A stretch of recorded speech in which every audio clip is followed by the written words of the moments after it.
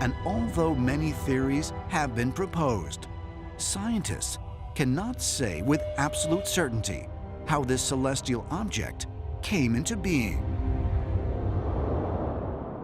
When I was a student, nobody really knew where the moon came from, and because it's so relatively big, this was a real problem.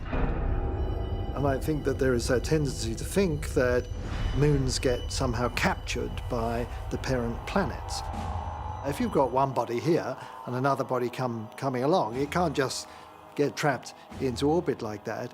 The difficulty there is just basic physics. So this remained a puzzle until about 20 years ago, when another theory came along, and that is that the proto-Earth was very early on in the history of the solar system hit by a Mars-sized body, hit obliquely, that this Mars-sized body ploughed into the center of the Earth and became the Earth's core, and a lot of the outer material got stripped off by this gargantuan collision and coalesced to form the moon.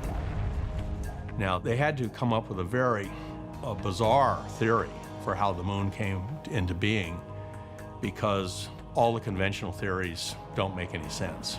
The best theory of the moon's formation is phantasmagorically catastrophic collision of two things, you know, at just the right angle to form this belt of debris that then formed the moon. But the moon, its exact size is such that it gives us total eclipses. Its disk exactly covers the sun.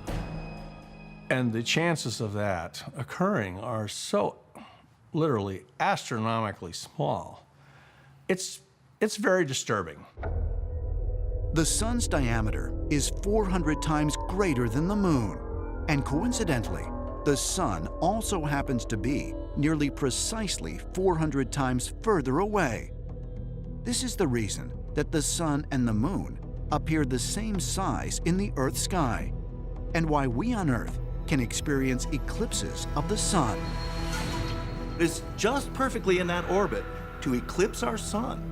The odds of the moon being in that orbit accidentally are 1,000,000,000 to 1. So that right there is evidence that our moon is in a perfect orbit around our planet that's not accidental. In order to have a solar eclipse, the moon has to be exactly the size that it is, which is 2,160 miles. Not 2,161, not 2,159, but 2,160 miles at its